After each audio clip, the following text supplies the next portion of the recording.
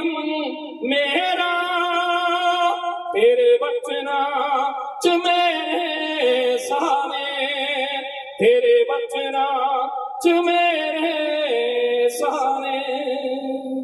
Hallelujah. सो साडे विच धरती ते शांति सेवकाई दे मुखी संत सुंदर लाल जी जदों परमेश्वर के पवित्र वचन नूं लैके तुहाडे विच खड़े हुंदे आ, परमेश्वर के वचन का और परमेश्वर के संत का स्वागत करांगे। ताड़ियां सब ताड़ियां दे नाल स्वागत करांगे, सब ताड़ियां दे नाल स्वागत करांगे परमेश्वर के वचन का और परमेश्वर के संत का।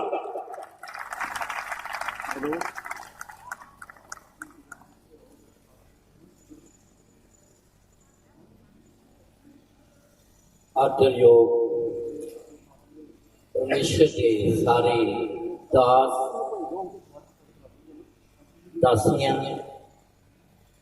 और सारी आदरयोग संगत नो जय मसीह दी, जय मसीह दी। परमेश्वर आप सारिਆਂ ਨੂੰ बरकत देवे और बड़ी कृपा करे। इस अच्छे समय दे लिए जिहड़ा सिरजनहारे ने सानू दिता आ, महान परमेश्वर का असीं दिल तो धन्नवाद करते हैं।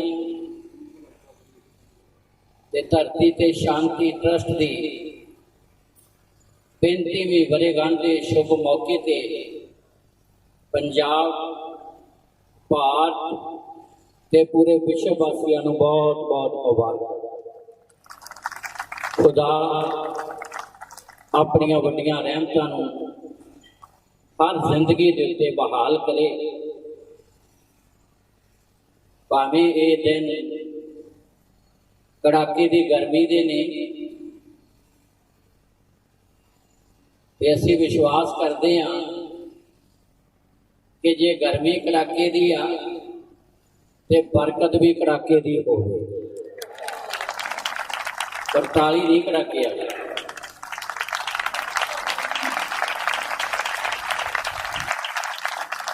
जे गर्मी कड़ाके की है तो फिर बरकत भी सिरजनहारा कड़ाके दियां ही देवेगा।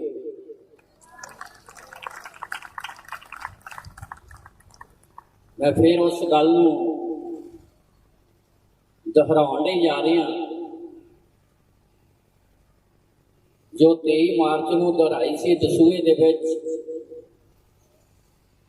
पास्टर सतविंदर सुखी दे चर्च दे विच कि 58 अध्याय यशाया दे वचन च लिखिया लास्ट ऐत दे विच खुदा कहंदा मैं तुहानूं याकूब दा विरसा खुआवांगा। की खुआवांगा? किहदा? ते याकूब ने की खाधा? बाइबल पढ़ के देखो, उन्हें 20 साल कड़ाके की गर्मी खाधी, 20 साल उन्हें कड़ाके की ठंड खाधी, 20 साल मेहनत की ते अनिंद्रा झलिया। उन्हें कड़ाके की गर्मी खाधी याकूब ने। तद यशाया के वचन च लिखिया कि मैं तुहानूं याकूब दा विरसा खुआवांगा। हालेलुया। 20 साल याकूब ने मेहनत की, कड़ाके की गर्मी, कड़ाके की ठंड, ते लिखिया कलाम दे विच कि नींद मेरी अखां तो जाती रही। दिने रात के समय ठंड ते पाले ने मैनू खा लिया। ते ओ जिंदगी है जिन्हों खुदा ने सारी दुनिया लई बरकत दा कारण बनाया। ते अज हो सकदा ब्यास पिंड गए जी गर्मी लगती सी, कईयां नूं जदों कहा जाता जी 18 मई का सत्संग है, वो संत जी गर्मी बड़ी है, ये शरीर की गर्मी महसूस करते हैं, पर जी खुदा रूहानी रूह को गर्मी देने वाला वो ध्यान ही नहीं जाता। ਹੁਣ ਮੈਨੂੰ ਇਹ ਦੱਸੋ ਵੀ ਤੁਹਾਨੂੰ ਘਰ ਬੈਠਿਆਂ ਨੂੰ ਨਹੀਂ ਗਰਮੀ ਲੱਗਣੀ, ਤੇ ਜੇ ਉਹਦੇ ਨਾਂ 'ਚ ਗਰਮੀ ਝੱਲ ਲਓਗੇ ਤੇ ਖੁਦਾ ਤੁਹਾਨੂੰ ਯਕੂਬ ਵਾਂਗ ਦੁਨੀਆ ਲਈ ਬਰਕਤ ਦਾ ਕਾਰਨ ਬਣਾਵੇਗਾ, ਵਰਲਡ ਲਈ ਬਰਕਤ ਦਾ ਕਾਰਨ ਬਣਾਵੇਗਾ। ਉਹ ਜ਼ਿੰਦਗੀ 'ਚ ਸਿਰਜਣਹਾਰਾ ਕੰਮ ਕਰੇਗਾ ਜਿਹੜੇ ਅੱਜ ਤੀਕਰ ਹੋਏ ਨੇ। ਉਹ ਕੰਮ ਕਰਕੇ ਮਹਾਨ ਪਰਮੇਸ਼ਰ ਤੁਹਾਨੂੰ ਦਿਖਾਵੇਗਾ।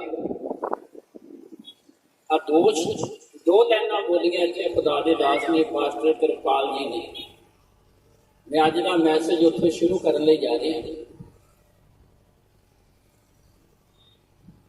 ਮੈਂ ਚਾਹੁੰਦਾ ਇੱਕ ਵਾਰੀ ਫੇਰ ਅੱਗੇ ਨੂੰ ਆ ਜਾਓ ਪਾਸਟਰ ਕਿਰਪਾਲ ਜੀ, ਆ ਦੋ ਲਾਈਨਾਂ ਸੁਣ ਲਓ ਤੇ ਮੈਂ ਕਲਾਮ ਉੱਥੋਂ ਸ਼ੁਰੂ ਕਰਨ ਲਈ ਜਾ ਰਿਹਾ। ਆ ਜਿਹੜੇ ਤੁਸੀਂ ਦੋ ਸ਼ਬਦ ਲਾਈਨਾਂ ਬੋਲ ਦਿੱਤੀਆਂ, ਇੱਕ ਵਾਰੀ ਫੇਰ ਬੋਲ ਦਿਓ। ਲਓ ਜੀ ਸੁਣ ਲਓ। तेरे बचनां च जीवन मेरा, तेरे बचनां च मेरे साने, तेरे बचनां च जीवन मेरा, तेरे बचनां च मेरे साने। हो प्यार यीशु जी, हो प्यार यीशु जी, तेरे बचना च जीवन मेरा, तेरे बचना च मेरे साने, तेरे बचना च मेरे साने। वचना च की है? ਇਹਦਾ ਮਤਲਬ ਜਿਹਦੇ ਕੋਲ ਵਚਨ ਹੈਗਾ ਉਹ ਜਿਉਂਦਾ ਆ, ਤੇ ਜਿਹਦੇ ਕੋਲ ਵਚਨ ਨਹੀਂ, ਜਿਹਦੀ ਜ਼ਿੰਦਗੀ 'ਚ ਸਾਹ ਹੈ ਨਹੀਂ, ਉਹ ਕੀ ਹੈ? ਇਹ ਵਰਡ ਬੋਲਨੇ ਸੇ ਕਿਸੇ ਨੇ ਲਿਖੇ ਆ, ਕਿਸੇ ਨੇ ਆਤਮਾ 'ਚ ਕਹੇ ਆ। ਨਾਰੀ ਸਾਧੂ ਸੁੰਦਰ ਸਿੰਘ ਨੇ ਕਿਹਾ, ਸਾਹ ਨੂੰ ਉਹਨੇ ਇੱਕ ਪ੍ਰਾਰਥਨਾ ਦੇ ਰੂਪ 'ਚ ਪੇਸ਼ ਕੀਤਾ। ਕਹਿੰਦਾ ਪ੍ਰਾਰਥਨਾ ਮਾਨੋ ਇੱਕ ਮਸੀਹੀ ਦਾ ਸਾਹ ਹੈ। ਜਿਹੜਾ ਪ੍ਰਾਰਥਨਾ ਕਰਦਾ ਉਹ ਆਤਮਿਕ ਤੌਰ ਤੇ ਜਿਉਂਦਾ ਆ, ਤਾਂ ਜਿਹੜਾ ਪ੍ਰਾਰਥਨਾ ਨਹੀਂ ਕਰਦਾ ਉਹ ਕੀ ਹੈ? ਮੁਰਦਾ। ਇੱਥੇ ਅੱਜ ਸੁਣ ਲਿਆ, ਤੇਰੇ ਵਚਨਾਂ 'ਚ ਮੇਰਾ ਕੀ ਹੈ? ਸਾਹ ਹੈ। ਇਹ ਵਚਨਾਂ ਦੇ ਵਿੱਚ ਜ਼ਿੰਦਗੀ ਹੈ। ਇਹ ਗੱਲ ਨੂੰ ਅੱਜ ਅਸੀਂ ਜਾਣਨਾ, ਇਹ ਗੱਲ ਨੂੰ ਸਮਝਣਾ ਹੈ। ਵਚਨਾਂ ਦੇ ਵਿੱਚ ਸਾਹ ਆ, ਜਿਹਦੇ ਕੋਲ ਵਚਨ ਆ ਉਹ ਜਿਉਂਦਾ ਆ, ਤਾਂ ਜਿਹਦੇ ਕੋਲ ਵਚਨ ਨਹੀਂ ਉਹ ਮੁਰਦਾ ਆ। ਤੇ ਮੁਰਦਾ ਬੰਦਾ ਨਹੀਂ ਕੁਛ ਕਰ ਸਕਦਾ। ਇਸੇ ਤਰ੍ਹਾਂ ਜਿਸ ਜ਼ਿੰਦਗੀ 'ਚ ਕਲਾਮ ਨਹੀਂਗਾ, ਉਹ ਜ਼ਿੰਦਗੀ ਕੁਛ ਵੀ ਕਰ ਨਹੀਂ ਸਕਦੀ। ਖੁਦਾ ਉਹਨਾਂ ਜ਼ਿੰਦਗੀ ਨੂੰ ਇਸਤੇਮਾਲ ਕਰਦਾ ਜਿਨ੍ਹਾਂ ਜ਼ਿੰਦਗੀਆਂ 'ਚ ਖੁਦਾ ਦਾ ਪੈਗਾਮ ਹੈ। ਇਸ ਲਈ ਪਰਮੇਸ਼ਰ ਦਾ ਪਵਿੱਤਰ ਵਚਨ ਸਿਖਾਉਂਦਾ, ਅਸੀਂ ਜੇ ਖੁਦਾ ਦੇ ਦਾਸ ਹਾਂ, ਖੁਦਾ ਨੇ ਸਾਨੂੰ ਚੁਣਿਆ ਆ, ਤੇ ਸਾਡੇ ਲਈ ਜ਼ਰੂਰੀ ਹੈ ਕਿ ਅਸੀਂ ਆਪਣੀ ਬੁਲਾਹਟ ਨੂੰ ਪਹਿਚਾਣ ਲਈਏ। ਤਾਂ ਜਿਹੜੇ ਦਾਸ ਬਣਨਾ ਚਾਹੁੰਦੇ ਆ, ਉਹ ਆਪਣੀ ਲਾਈਫ ਦੇ ਵਿੱਚ, ਆਪਣੀ ਜ਼ਿੰਦਗੀ 'ਚ ਖੁਦਾ ਦੀ ਹਜ਼ੂਰੀ ਤੇ ਖੁਦਾ ਦੇ ਕਲਾਮ ਨੂੰ ਪਿਆਰ ਕਰਨ ਵਾਲੇ ਬਣ। ਅੱਜ ਅਸੀਂ ਇਹਨਾਂ ਦੋਨਾਂ ਗੱਲਾਂ ਨੂੰ ਸਮਝਣਾ ਸੇਵਕਾਂ ਦੇ ਲਈ ਵੀ ਜ਼ਰੂਰੀ ਹੈ ਕਿ ਉਹ ਖੁਦਾ ਦੇ ਕਲਾਮ ਨੂੰ ਫੜਨ। ਕਿ ਅਸੀਂ ਇਹ ਵਰਸ ਲੈਣ ਸੁਣ ਲਈ ਹੈ ਕਿ ਪਰਮੇਸ਼ਰ ਦੇ ਵਚਨ 'ਚ ਸਾਡਾ ਸਾਹ ਆ, ਪਰਮੇਸ਼ਰ ਦੇ ਵਚਨ 'ਚ ਸਾਡੀ ਸੇਵਕਾਈ ਦੀ ਉੱਨਤੀ ਤੇ ਤਰੱਕੀ ਹੈ। ਪਰਮੇਸ਼ਰ ਦੇ ਵਚਨ ਦੇ ਦੁਆਰਾ ਸਾਡੀ ਸੇਵਕਾਈ ਦਾ ਵਾਧਾ ਆ। ਇਸ ਲਈ ਅਤੀ ਜ਼ਿਆਦਾ ਜ਼ਰੂਰੀ ਹੈ ਕਿ ਅਸੀਂ ਕਲਾਮ ਨੂੰ ਤਕੜਾਈ ਦੇ ਨਾਲ ਫੜੀਏ। ਜਿਹੜੀਆਂ ਜ਼ਿੰਦਗੀਆਂ ਕਲਾਮ ਨੂੰ ਫੜਦੀਆਂ ਆ, ਪਰਮੇਸ਼ਰ ਉਹਨਾਂ ਨੂੰ ਵਰਲਡ ਲਈ, ਸੰਸਾਰ ਲਈ ਬਰਕਤ ਦਾ ਕਾਰਨ ਬਣਾਉਂਦਾ। ਪੜ੍ਹੀਏ ਔਰ ਧਿਆਨ ਦੇ ਨਾਲ ਸੁਣੀਏ। ਜੇਕਰ ਇਹ ਕਲਾਮ ਦੀਆਂ ਗੱਲਾਂ ਨੂੰ ਅਸੀਂ ਸਮਝ ਲਈਏ, ਅਸੀਂ ਤਕੜਾਈ ਦੇ ਨਾਲ ਫੜੀਏ, ਤੇ ਪਰਮੇਸ਼ਰ ਤੁਹਾਡੀ ਸੇਵਕਾਈ ਨੂੰ ਪਰਮੇਸ਼ਰ ਤੁਹਾਡੀ ਮਿਹਨਤ ਨੂੰ ਖੁਦਾ ਹਜ਼ਾਰਾਂ ਗੁਣਾ ਬਰਕਤ ਦੇਵੇਗਾ ਤੇ ਪੂਰੇ ਸੰਸਾਰ ਦੇ ਲਈ ਬਰਕਤ ਦਾ ਕਾਰਨ ਬਣਾਵੇਗਾ। ਪੜ੍ਹੀਏ, ਧਿਆਨ ਨਾਲ ਸੁਣੀਏ।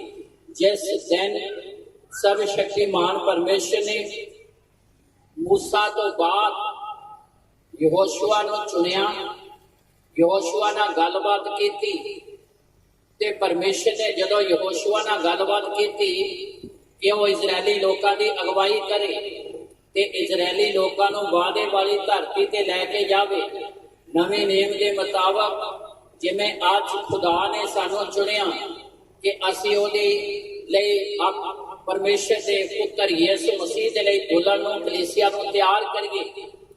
ਜਦੋਂ ਖੁਦਾ ਨੇ ਸਾਨੂੰ ਚੁਣਿਆ, ਠਹਿਰਾਇਆ ਹੈ ਤੇ ਸਾਡੇ ਲਈ ਜ਼ਰੂਰੀ ਆ ਕਿ ਅਸੀਂ ਖੁਦਾ ਦੇ ਕਲਾਮ ਨੂੰ ਤਕੜਾਈ ਦੇ ਨਾਲ ਫੜੀਏ। ਅੱਜ ਚੰਦ ਗੱਲਾਂ ਅਸੀਂ ਕਲਾਮ ਦੇ ਵਿੱਚੋਂ ਸਿੱਖਾਂਗੇ ਜਿਹੜੀਆਂ ਸਾਡੇ ਲਈ ਜ਼ਰੂਰੀ ਹੈ।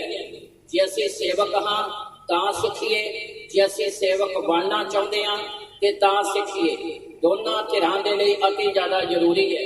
ਪੜ੍ਹੀਏ ਯਹੋਸ਼ੂਆ ਦੀ ਪੁਸਤਕ 1 ਅਧਿਆਇ ਉਹਦੀ 5 ਹੈ।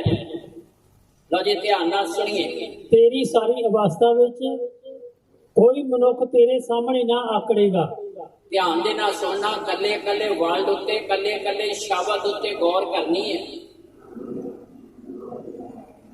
ਕੱਲੇ ਕੱਲੇ ਵਰਡ ਤੇ, ਕੱਲੇ ਕੱਲੇ ਸ਼ਬਦ ਦੇ ਉੱਤੇ। ਜਿਨ੍ਹਾਂ ਨੂੰ ਖੁਦਾ ਚੁਣਦਾ, ਜਿਨ੍ਹਾਂ ਨੂੰ ਖੁਦਾ ਬੁਲਾਉਂਦਾ ਆ, ਜਿਨ੍ਹਾਂ ਨੂੰ ਪਰਮੇਸ਼ਰ ਆਪਣਾ ਕੰਮ ਦਿੰਦਾ ਆ, ਜਿਨ੍ਹਾਂ ਨੂੰ ਪਰਮੇਸ਼ਰ ਆਪਣੀ ਸੇਵਾ ਦਿੰਦਾ ਆ, ਉਹਨਾਂ ਦੇ ਲਈ ਖੁਦਾ ਦੇ ਕੋਲ ਉੱਤਮ ਤੇ ਸ੍ਰੇਸ਼ਟ ਯੋਜਨਾ ਆ। ਹੁਣ ਧਿਆਨ ਦੇ ਨਾਲ ਸੁਣਨਾ।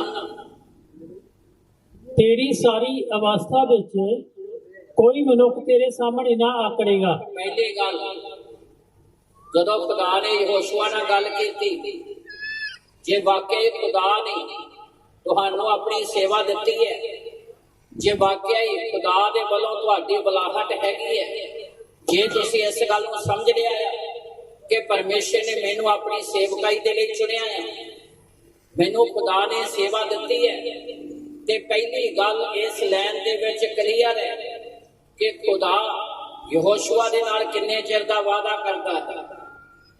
ਕਿੰਨੇ ਚਿਰ ਦਾ ਵਾਅਦਾ ਕੀਤਾ ਹੈ? ਬੋਲੀਏ, ਕਿੰਨੇ ਚਿਰ ਦਾ ਵਾਅਦਾ? ਕਿੰਨੇ ਚਿਰ ਦਾ ਵਾਅਦਾ? ਕਿੰਨੇ ਚਿਰ ਦਾ ਵਾਅਦਾ? ਇਹ ਚਾਹੇ ਕੜਾਕੇ ਦੀ ਗਰਮੀ ਹੋਵੇ ਤਾਂ ਚਾਹੇ ਕੜਾਕੇ ਦੀ, ਚਾਹੇ ਹਨੇਰੀ ਹੋਣ, ਚਾਹੇ ਝੱਖੜ ਹੋਣ, ਚਾਹੇ ਤੂਫਾਨ ਹੋਣ, ਚਾਹੇ ਦਿਨ ਹੋਵੇ ਤਾਂ ਚਾਹੇ ਸੁੱਖ ਹੋਵੇ ਤਾਂ ਚਾਹੇ। ਕਿੰਨੇ ਚਿਰ ਦਾ ਵਾਅਦਾ ਖੁਦਾ ਨੇ ਕਿਹਾ? ਕਿੰਨੇ ਚਿਰ ਦਾ? ਸਾਰੀ ਅਵਸਥਾ, 100 ਸਾਲ ਦੀ ਉਮਰ, 100 ਸਾਲ ਤੋਂ ਵੱਧ ਸਾਲ ਸਮੇਂ ਦੀ ਉਮਰ ਹੋਵੇ, ਖੁਦਾ ਤੁਹਾਡੇ ਨਾਲ ਜ਼ਿੰਦਗੀ ਦੇ ਆਖਰੀ ਸਮੇਂ ਦਾ ਵਾਅਦਾ ਕਰਦਾ। ਕਿੰਨੇ ਚਿਰ ਦਾ? ਇਹ ਸੇਵਕਾਈ ਚ ਵਾਅਦਾ ਖੁਦਾ ਨੇ ਕਿੰਨੇ ਚਿਰ ਦਾ ਕੀਤਾ? ਯਹੋਸ਼ੂਆ ਨੂੰ ਕੀ ਕਿਹਾ? ਤੇਰੀ ਸਾਰੀ ਅਵਸਥਾ ਕੋਈ ਮਨੁੱਖ ਤੇਰੇ ਅੱਗੇ ਆਕੜੇਗਾ। ਅੱਗੇ ਪੜ੍ਹੀਏ। ਜਿਵੇਂ ਮੈਂ ਮੂਸਾ ਦੇ ਸੰਗ ਰਿਹਾ ਤਿਵੇਂ ਤੇਰੇ ਸੰਗ ਵੀ ਰਹਾਂਗਾ। ਹੁਣ ਬੜਾ ਜ਼ਬਰਦਸਤ ਹਵਾਲਾ ਦਿੱਤਾ ਹੈ ਸਾਡੇ ਸਾਹਮਣੇ, ਤੇ ਯਹੋਸ਼ੂਆ ਦੇ ਅੱਗੇ ਰੱਖੀ ਗੱਲ। ਮੂਸਾ ਸੀ ਕੌਣ? ਯਹੋਸ਼ੂਆ ਦਾ ਉਸਤਾਦ ਸੀ। ਕਾਲੀ ਮਾਰੀਏ ਜੋ ਕੌਣ ਸੀ? ਯਹੋਸ਼ੂਆ ਦਾ ਉਸਤਾਦ ਸੀ, ਅਗਵਾ ਸੀ।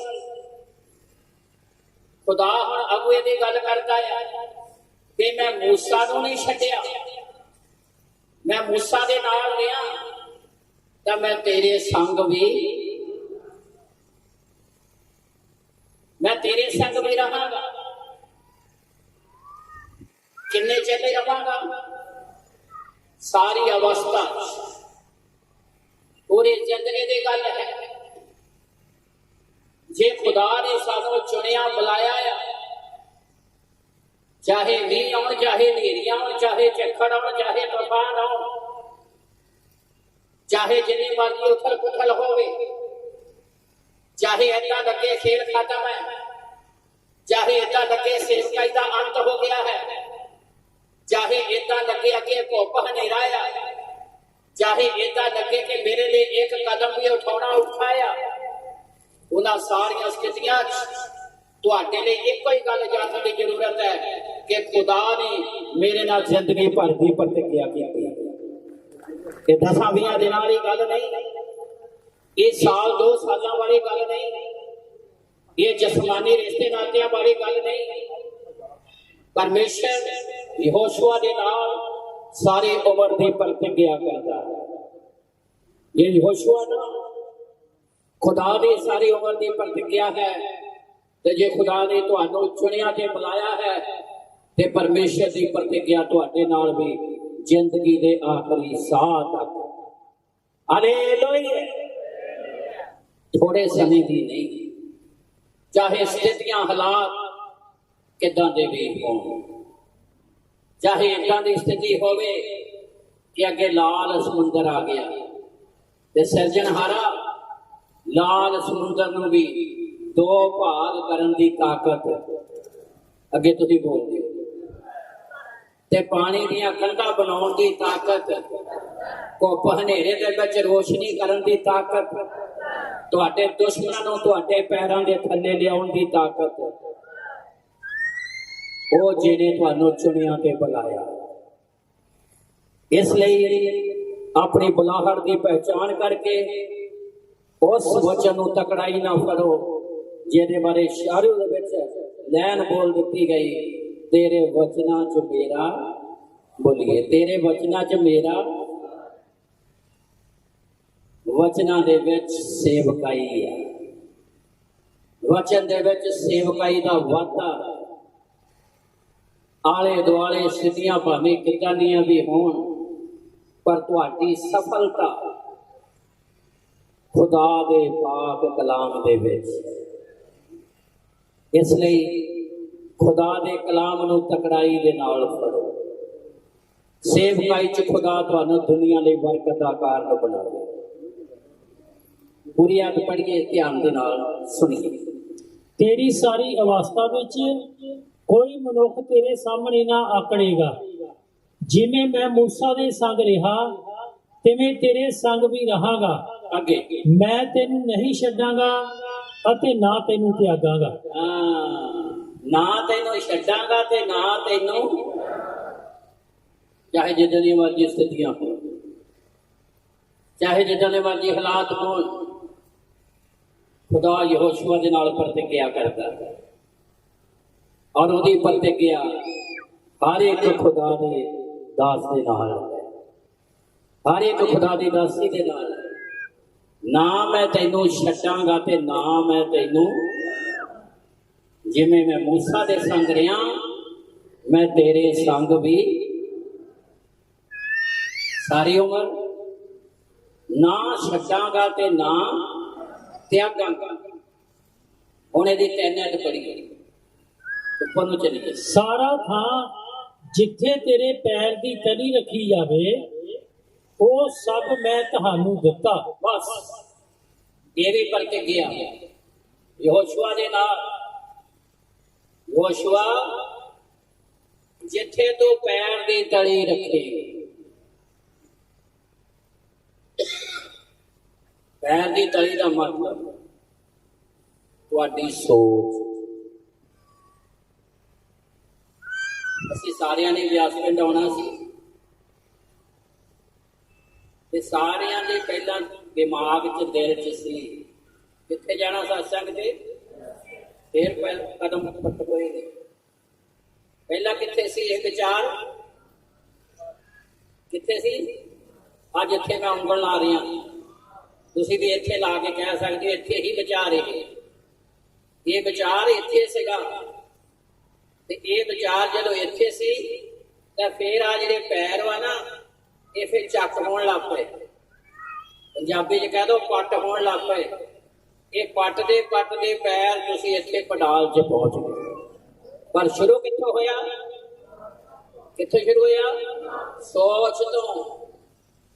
ਸਾਰੀ ਉਮਰ ਖੁਦਾ ਕਹਿੰਦਾ ਮੈਂ ਤੁਹਾਡੇ ਨਾਲ ਰਹਾਂਗਾ ਤੇ ਨਾ ਛੱਡਾਂਗਾ ਤੇ ਨਾ ਤੇ ਹੁਣ ਇੱਥੇ ਬੜੀ ਜ਼ਬਰਦਸਤ ਪ੍ਰਤੀਗਿਆ, ਮੈਂ ਤੁਹਾਡੀ ਸੋਚ ਵੀ ਪੂਰੀ ਕਰਾਂਗਾ। ਤਾਂ ਨਹੀਂ ਮਾਰੀ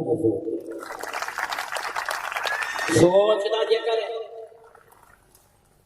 ਵਿਚਾਰ ਦਾ ਜ਼ਿਕਰ ਹੈ। ਜੋ ਤੁਸੀਂ ਸੋਚੋਗੇ ਖੁਦਾ ਕਹਿੰਦਾ ਮੈਂ ਉਹਨੂੰ ਵੀ ਕੀ ਕਰਾਂਗਾ, ਜਿੱਥੇ ਪੈਰ ਦੀ ਤਲੀ ਰੱਖੀ ਜਾਵੇਗੀ।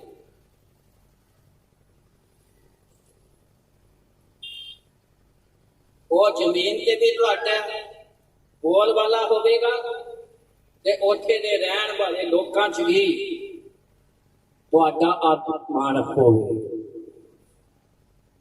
ਤੁਹਾਡੇ ਕਰਕੇ ਜਿਹੜੀ ਜ਼ਮੀਨ ਤੇ ਪੈਰ ਰੱਖੋਗੇ ਉਹ ਜ਼ਮੀਨ ਬਰਕਤ ਦਿਆਂਗਾ ਤੇ ਜ਼ਮੀਨ ਤੇ ਰਹਿਣ ਵਾਲੇ ਲੋਕਾਂ ਨੂੰ ਵੀ ਬਰਕਤ। ਐਡੀ ਵੱਡੀ ਪ੍ਰਤੀਗਿਆ ਹੈ। ਇਸ ਲਈ ਪਾਸਟਰ ਜਗਜੀਤ ਜੀ ਗਵਾਹੀ ਦੇ ਗਏ ਕਿ ਝਾਰਖੰਡ ਗਏ ਤੇ ਖੁਦਾ ਨੇ ਬਰਕਤ ਦਿੱਤੀ। ਕਿਉਂ ਬਰਕਤ ਦਿੱਤੀ ਹੈ? ਕਿਉਂ ਲੋਕਾਂ ਨੂੰ ਆਸ਼ੀਸ਼ ਮਿਲੀ ਹੈ? ਕਿਉਂਕਿ ਖੁਦਾ ਨੇ ਅਗੇਤਰੀ ਆਪਣੇ ਸੇਵਕਾਂ ਦੇ ਨਾਲ ਪ੍ਰਤੀਗਿਆ ਕੀਤੀ ਹੋਈ ਹੈ ਕਿ ਜਿੱਥੇ ਤੂੰ ਪੈਰ ਦੀ ਤਲੀ ਰੱਖੇਗਾ, ਲੋਕ ਤੇ ਜ਼ਮੀਨ ਮੈਂ ਤੁਹਾਨੂੰ ਜ਼ਮੀਨ ਤੇ ਉੱਥੇ ਜ਼ਮੀਨ ਤੇ ਰਹਿਣ ਵਾਲੇ ਲੋਕਾਂ ਦੇ ਵਿੱਚ ਤੁਹਾਡਾ ਬੋਲ ਵਾਲਾ ਹੋਵੇ। ਹਾਲੇਲੂਇਆ। ਅੱਗੇ ਲਿਖਿਆ 6-7 ਆਇਤ ਦੇ ਵਿੱਚ ਯਹੋਸ਼ੂਆ ਵੀ ਡਰਦਾ ਸੀ, ਕੰਮ ਬਹੁਤ ਵੱਡਾ ਹੈ ਕਿਉਂਕਿ ਤਜਰਬਾ ਉਹਦਾ ਵੀ ਨਹੀਂ ਸੀਗਾ।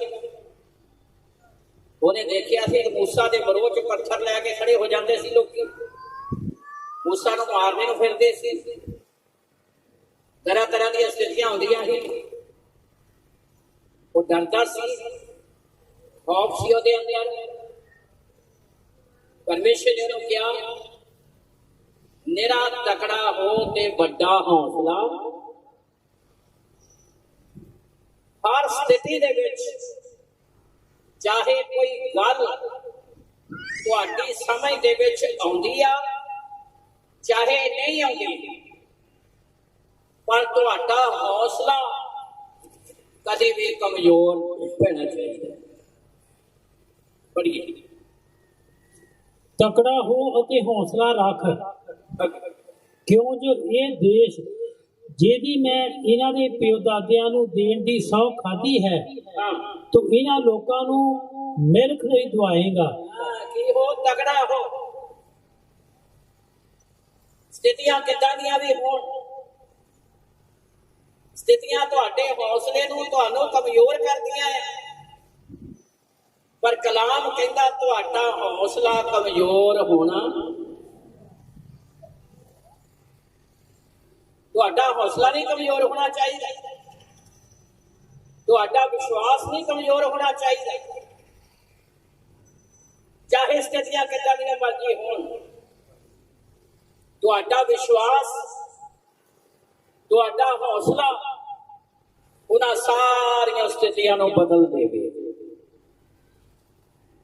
ਅੱਗੇ 7 ਚ ਲਿਖਿਆ, ਪੜ੍ਹੀਏ ਔਰ ਧਿਆਨ ਨਾਲ ਸੁਣੀਏ। ਤੂੰ ਨਿਰਾ ਤਕੜਾ ਹੋ।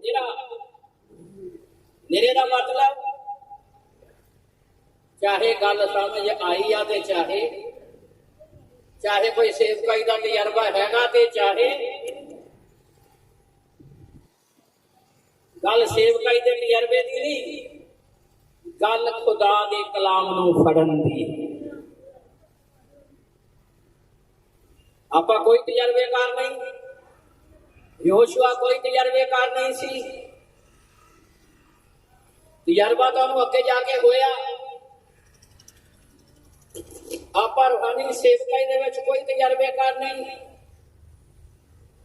ਤਜਰਬਾ ਜਿਹਨੇ ਕਰਾਉਣਾ ਆ ਉਹ ਹੈ ਜਿਉਂਦਾ ਖੁਦਾ ਦਾ ਕਲਾਮ। ਤੇ ਇੱਥੇ ਕਲੀਅਰ ਕਰਕੇ ਲਿਖਿਆ, ਮੇਰਾ ਤਕੜਾ ਹੋ ਤੇ ਵੱਡਾ ਹੌਸਲਾ। ਪਹਿਲਾਂ 6 ਆਇਤ ਪੜ੍ਹੀਏ, ਫਿਰ ਅਸੀਂ 7 ਪੜਾਂਗੇ। ਧਿਆਨ ਨਾਲ ਸੁਣੀਏ। ਤੂੰ ਨਿਰਾ ਤਕੜਾ ਹੋ ਅਤੇ ਵੱਡਾ ਹੌਸਲਾ ਰੱਖ, ਤਾਂ ਜੋ ਤੂੰ ਉਸ ਸਾਰੀ ਅਵਸਥਾ ਅਨੁਸਾਰ 6 ਐਤ ਪੜੀਏ। ਤਕੜਾ ਹੋ ਅਤੇ ਹੌਸਲਾ ਰੱਖ। ਲਓ ਜੀ ਧਿਆਨ ਨਾਲ ਸੁਣੀਏ। ਸੇਵਕ ਧਿਆਨ ਦੇਣ, ਵਿਸ਼ਵਾਸੀ ਵੀ ਧਿਆਨ ਦੇਣ। ਵਿਸ਼ਵਾਸੀਆਂ ਦੀ ਵਾਰੀ ਇਸ ਤੋਂ ਬਾਅਦ ਚ ਆਉਣ ਵਾਲੀ ਹੈ। ਜਲਦੀ ਆਪਾਂ ਸਮਾਪਤ ਕਰਨਾ ਆ, ਪਰ ਦੋਨਾਂ ਨੇ ਆਪਾਂ ਬਰਕਤ ਲੈ ਕੇ ਜਾਣੀ ਹੈ। 6 ਐਤ ਪੜੀਏ ਪਹਿਲਾਂ। ਹਾਂ, ਤਕੜਾ ਹੋ ਅਤੇ ਹੌਸਲਾ ਰੱਖ। ਤਕੜਾ ਹੋ ਤੇ ਕੀ ਰੱਖ? ਤਕੜਾ ਹੋ ਤੇ ਕੀ ਰੱਖ? ਹੌਸਲਾ। ਪਰ 7 ਚ ਕੀ ਲਿਖਿਆ? ਪੜੀਏ। ਤੂੰ ਨਿਰਾ ਤਕੜਾ ਹੋ ਤੇ ਵੱਡਾ ਹੌਸਲਾ ਰੱਖ। ਲਓ ਜੀ, अब तो ਉੱਪਰਲੀ ਗੱਲ ਆ ਗਈ। 6 ਚ ਲਿਖਿਆ ਤਕੜਾ ਹੋ ਤੇ ਹੌਸਲਾ ਰੱਖ। 7 ਚ ਕੀ ਲਿਖਿਆ? ਨਿਰਾ। ਹੋ ਸਕਦਾ 6 ਐਤ ਸੁਣ ਕੇ ਜਦੋਂ ਖੁਦਾ ਨੇ ਯਹੋਸ਼ੂਆ ਨਾਲ ਗੱਲ ਕੀਤੀ ਹੋਵੇ, ਢੇਰ ਸਾਰੇ ਕੁਆਚੇ ਰੱਖੇ ਹੋਣ, ਮੇਰੇ ਕੋਲ ਤਜਰਬਾ ਨਹੀਂ, ਮੈਂ ਏਦਾਂ ਨਹੀਂ ਕਰ ਸਕਦਾ, ਏਦਾਂ ਨਹੀਂ ਕਰ ਸਕਦਾ। ਹੋ ਸਕਦਾ ਸਾਡੀ ਹਾਲਤ ਵੀ ਹੋਵੇ, ਮੇਰੇ ਕੋਲ ਜੀ ਸਾਈਕਲ ਹੀ ਹੈ ਨਹੀਂ, ਮੇਰੇ ਕੋਲ ਜੀ ਮੋਟਰਸਾਈਕਲ ਹੀ ਹੈ ਨਹੀਂ, ਮੇਰੇ ਕੋਲ ਜੀ ਪੈਸਾ ਹੀ ਹੈ ਨਹੀਂ, ਮੇਰੇ ਕੋਲ ਜੀ ਗੱਡੀ ਹੈ ਨਹੀਂ। ਹੋ ਸਕਦਾ ਢੇਰ ਸਾਰੇ ਸਵਾਲ ਸਾਡੇ ਵੀ ਹੋਣ। ਮੈਂ ਤੁਹਾਡੀ ਸੇਵਕਾਈ ਕਿਵੇਂ ਕਰਾਂ? ਮੈਂ ਕਿਵੇਂ ਲੋਕਾਂ ਦੇ ਕੋਲ ਜਾਵਾਂ? ਯਹੋਸ਼ੂਆ ਨਾਲ ਜਦੋਂ ਖੁਦਾ ਨੇ ਗੱਲ ਕੀਤੀ, ਉਹਦੇ ਹਾਵ ਭਾਵੇ ਹੋਣਗੇ, ਪਰ 7ਵੀਂ ਆਇਤ ਦੇ ਵਿੱਚ ਖੁਦਾ ਨੇ ਉਹਦੇ ਸਾਰੇ ਹਾਵ ਭਾਵ ਨੂੰ ਇੱਕ ਸਾਈਡ ਤੇ ਕਰਨ ਲਈ ਕਿਹਾ, ਨਿਰਾ। ਚਾਹੇ ਕੋਈ ਗੱਲ ਸਮਝ ਆਉਂਦੀ ਆ ਤੇ ਚਾਹੇ ਨਿਰਾ। ਤਕੜਾ ਹੋ ਤੇ ਪਹਿਲਾਂ ਕੀ ਕਿਹਾ? 6 ਚ ਹੌਸਲਾ ਰੱਖ ਤੇ 7 ਚ ਕੀ ਕਿਹਾ? ਉਹ ਵੱਡਾ ਹੌਸਲਾ ਰੱਖ। Hallelujah, hallelujah. ਹੋ ਜਾਂਦਾ ਜਦੋਂ 6 ਐਤ ਦੇ ਵਿੱਚ ਗੱਲ ਕੀਤੀ ਹੋਵੇ ਤੇ ਉਹਨੇ ਢੇਰ ਸਾਰੇ ਕੁਆਚੇ ਰੱਖ ਦਿੱਤੇ ਹੁਣ ਖੁਦਾ ਦੇ ਅੱਗੇ। ਮੈਨੂੰ ਤਾਂ ਜੇ ਕੋਈ ਤਜਰਬਾ ਹੀ ਨਹੀਂ, ਮੈਨੂੰ ਤਾਂ ਕਿਸੇ ਗੱਲ ਦੀ ਸਮਝ ਹੀ ਨਹੀਂ ਗਈ। ਪਰ ਫਰਕ ਬੜਾ 6 ਤੇ 7 ਐਤ ਦੇ ਵਿੱਚ। ਉਹਦਾ ਇੱਕ ਅੰਕੜੇ ਦਾ ਫਰਕ ਹੈ, ਪਰ ਮੀਨਿੰਗ ਦੇ ਵਿੱਚ ਬਹੁਤ ਵੱਡਾ ਅੰਤਰ ਹੈ। ਨਿਰਾ, ਨਿਰਾ, ਨਿਰਾ। ਤਕੜਾ ਹੋ ਤੇ ਨਾਲ ਇਹ ਦੋ ਸ਼ਬਦ ਜੁੜ ਗਏ, ਇੱਕ ਨਿਰਾ ਤੇ ਇੱਕ ਵੱਡਾ ਹੌਸਲਾ। ਉੱਥੇ ਕਿਸੇ ਤਕੜਾ ਤੇ ਹੌਸਲਾ, ਇੱਥੇ ਕੀ ਆ ਗਿਆ? ਨਿਰਾ, ਤਕੜਾ ਤੇ ਕਿਹੜਾ ਹੌਸਲਾ? ਪਹਿਲੀ ਗੱਲ, ਤੁਹਾਡਾ ਹੌਸਲਾ ਕਮਜ਼ੋਰ ਨਹੀਂ ਪੈਣਾ ਚਾਹੀਦਾ। ਤਾਲੀ ਮਾਰੀ ਹੈ ਜੋ ਖੁਦਾ ਦੀ ਮਹਿਮਾ। ਜੇ ਤੁਸੀਂ ਸੇਵਕਾਈ ਚ ਵਧਣਾ ਚਾਹੁੰਦੇ ਹੋ, ਜੇ ਚਾਹੁੰਦੇ ਹੋ ਕਿ ਖੁਦਾ ਸਾਨੂੰ ਦੁਨੀਆ ਦੇ ਬਰਕਤ ਦਾ ਕਾਰਨ ਬਣਾਵੇ, ਸੂਰਜ ਦੀ ਬੜੀ ਜ਼ਬਰਦਸਤ ਕੁਆਲਿਟੀ ਹੈ। ਸਵੇਰੇ 5 ਵਜੇ ਬੜਾ ਗੱਜਿਆ ਬੱਦਲ, ਇੰਨਾ ਗੱਜਿਆ ਮੈਂ ਵੀ ਅੰਦਰ ਬੈਠਾ ਸੀ, ਬਾਹਰ ਆ ਕੇ ਦੇਖਿਆ ਮੈਂ ਪੂਰਾ ਬੱਦਲ ਹੋ ਗਿਆ, ਛਿੱਟਾਂ ਪੈਣ ਲੱਗ ਪਈਆਂ, ਰਾਤਾ ਜਿਹਾ ਪਿਆ। ਸਾਡੇ ਸਾਊਂਡ ਮਾਸਟਰ ਜੀ ਮੈਨੂੰ ਫੋਨ ਕੀਤਾ, ਕਹਿੰਦੇ ਸੰਤ ਜੀ ਨਾਲ ਦੀ ਕੋਠੀ ਦਾ ਦਰਵਾਜ਼ਾ ਖੁਲਾ ਕੇ। ਮੈਂ ਕਿਹਾ ਕੀ ਗੱਲ ਹੋਈ? ਕਹਿੰਦੇ ਜੀ ਹੋ ਸਕਦਾ ਮੈਨੂੰ ਸੈੱਟ ਉੱਥੇ ਰੱਖਣਾ ਪਵੇ। ਮੈਂ ਕਿਹਾ ਟੈਨਸ਼ਨ ਨਾ ਲੈ, ਸੂਰਜ ਤੋਂ ਸਿੱਖਣ ਵਾਲੀ ਗੱਲ ਹੈ। ਸਵੇਰਾ ਇੰਨੇ ਜ਼ਬਰਦਸਤ ਬੱਦਲ ਸੀ, ਇੰਨੀ ਵਾਰਸ ਸੀ, ਪਰ ਜਦੋਂ ਸੂਰਜ ਆਪਣੇ ਜ਼ੋਰ ਦੇ ਨਾਲ ਚੜ੍ਹਿਆ ਤੇ ਹੁਣ ਅਸੀਂ ਸਾਰੇ ਕਿਤੇ ਗਰਮੀ ਲੱਗਣ ਡਈ। ਤਾਲੀ ਮਾਰਦੇ ਜ਼ੋਰ ਦੇ ਨਾਲ। ਇਹ ਇੱਦਾਂ ਦਾ ਹੌਸਲਾ ਤੁਹਾਡੇ ਕੋਲ ਹੋਣਾ ਚਾਹੀਦਾ, ਇੱਦਾਂ ਦਾ ਹੌਸਲਾ ਤੁਹਾਡੇ ਕੋਲ ਹੋਣਾ ਚਾਹੀਦਾ। ਤੁਹਾਡੇ ਵੱਲੋਂ ਬਾਤ ਚਾਹੁੰਦਾ ਇਹ ਸੇਵਕਾਈ 'ਚ ਬਚਣਾ ਹੈ। ਇੱਥੇ ਬੱਦਲ ਵੀ ਆਉਣੇ, ਪਾਣੀਆਂ ਘਟਾ ਵੀ ਆਉਣੀਆਂ। ਵਾਰ-ਵਾਰ ਚੇਤੇ ਕਰਾਉਣਾ, ਤੇਰੇ ਵਚਨਾਂ 'ਚ ਮੇਰਾ ਕੀ ਹੈ, ਤੇਰੇ ਵਚਨਾਂ 'ਚ ਮੇਰਾ ਕੀ ਹੈ। ਤੇ ਤੁਹਾਡੀ ਸੇਵਕਾਈ ਦਾ ਵਾਧਾ ਖੁਦਾ ਦੇ ਨਾਲ ਵਚਨਾਂ ਦੇ ਵਿੱਚ ਹੈ। ਤਾਲੀ ਮਾਰੀਏ ਜ਼ੋਰ ਦੇ।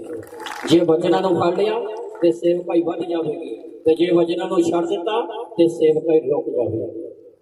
ਇਸ ਲਈ ਖੁਦਾ ਦਾ ਪਵਿੱਤਰ ਵਚਨ ਸਿਖਾਉਂਦਾ ਹੈ ਕਿ ਨਿਰਾ ਤਕੜਾ ਹੋ ਤੇ ਵੱਡਾ ਹੌਸਲਾ। ਹੁਣ ਅੱਗੇ ਆ ਜਾ, ਵਚਨ ਨੂੰ ਏਦਾਂ ਮੰਨੋ ਕਿ ਜਿੱਦਾਂ ਪਰਮੇਸ਼ਰ ਨੇ ਮੂਸਾ ਨੂੰ 10 ਹੁਕਮ ਦਿੱਤੇ। ਕਿੰਨੇ ਹੁਕਮ? ਕਿੰਨੇ ਹੁਕਮ ਦਿੱਤੇ?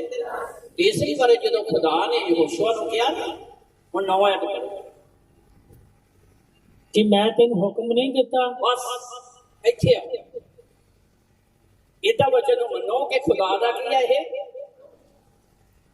इदा मनो जिदा पहला हुक्म से दूजा हुक्म तीजा हुक्म चौथा हुक्म